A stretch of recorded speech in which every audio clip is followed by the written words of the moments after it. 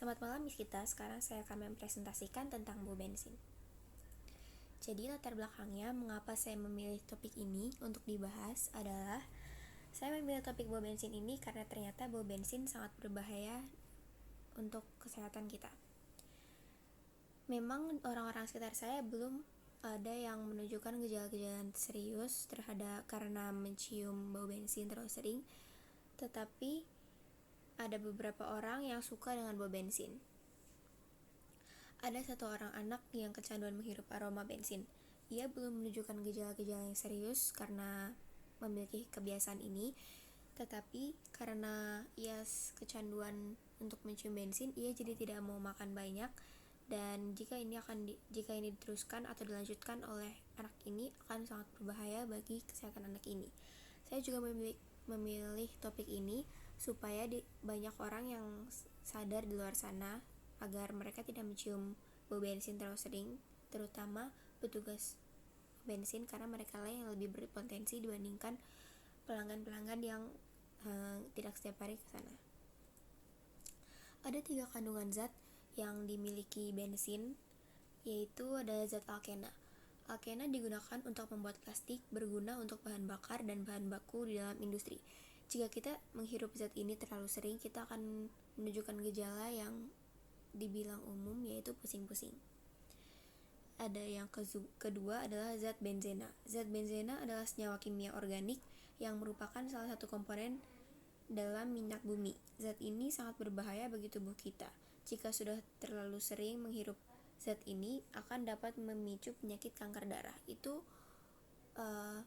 adalah kanker darah adalah salah satu gejala yang lumayan serius dikarenakan kita mencium bau bensin terlalu sering.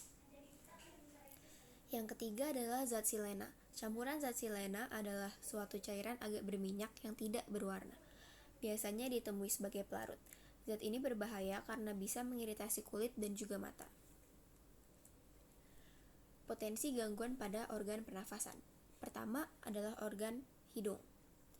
Jika seseorang sudah terlalu sering mencium bau bensin, orang itu akan mengalami susah mencium bau lain.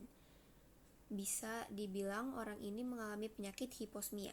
Hiposmia juga disebabkan oleh kebiasaan mencium bau bensin, dan biasanya juga bisa juga terkena penyakit rintis vasomotor. Yang kedua ada bronkus. Terjadi peradangan pada bronkus yang disebabkan oleh rokok dan juga bau bensin. Dan biasanya yang sudah terlalu parah gejalanya akan mengalami sesak dan batuk dikarenakan bronkusnya sudah rusak.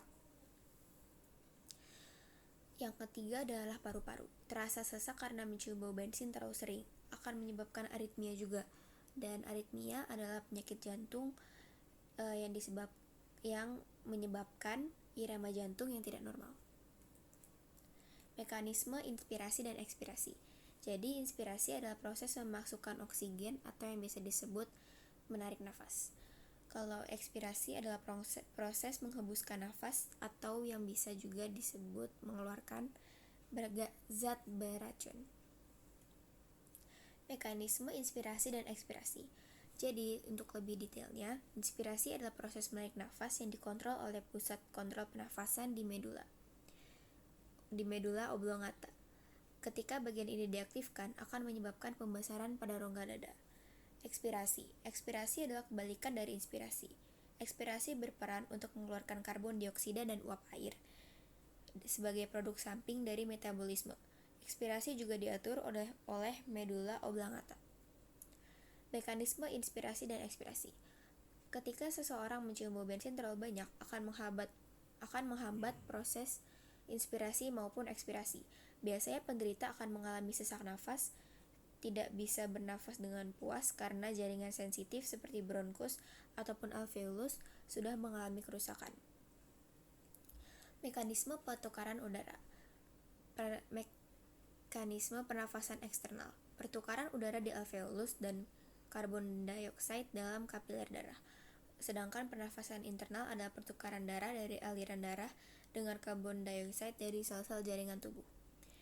Dan proses ini terjadi di paru-paru, tepatnya di alveolus, yang melibatkan hemoglobin. Mekanisme pertukaran darah. Jika seseorang sudah mencium bensin terlalu sering, alveolus dan bronkus mereka akan mengalami kerusakan sehingga proses mekanisme pertukaran darah akan terhambat. Alveolus juga bekerja dengan tidak maksimal sehingga pertukaran udara juga tidak maksimal dikarenakan alveolus yang rusak. Dampak kesehatan pernafasan. Belum ada nama penyakit yang berhubungan dengan mencium bau bensin, tetapi yang pasti paru-paru akan rusak dan alveolus juga bronkus akan rusak dan menghambat semua proses yang terjadi di paru-paru. Saraf di otak juga akan rusak yang mengakibatkan banyak yang bersangkutan dengan bagian-bagian tubuh yang lain juga rusak. Karena kandungan bahan kimia yang berbahaya juga dapat menyebabkan kanker. Upaya mengurangi dampak. Setidaknya memakai masker saat ke SPBU, khususnya petugas SPBU, karena sebenarnya lebih berpotensi untuk terkena banyak dampak. Dan banyak dampak adalah petugas SPBU karena mereka selalu kerja di area-area situ, dan kita harus mencegahnya dengan cara memakai masker.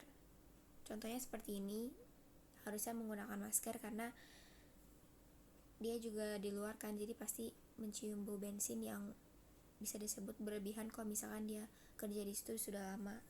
Dan kalau bisa agak menjauh saat bensin mulai diisi ke kendaraan, misalkan mau isi bensin motor, itu kita agak menjauh sedikit kalau misalkan memang memungkinkan. Kalau misalkan kita terlalu sering untuk terlalu dekat tangki, kita akan mencium juga kan, jadi kita juga harus menguranginya dengan agak menjauh sedikit. Langkah nyatanya, kalau mengisi bau bensin menggunakan mobil, bisa menutup jendela supaya bau bensin tidak masuk ke dalam mobil, karena kalau bau bensin masuk ke mobil kadang-kadang suka susah untuk keluar lagi gitu baunya, dan itu justru juga bisa menyebabkan penyakit-penyakit yang sudah disebutkan tadi. Dan seperti yang tadi saya sudah bilang, kalau misalkan isi dengan motor,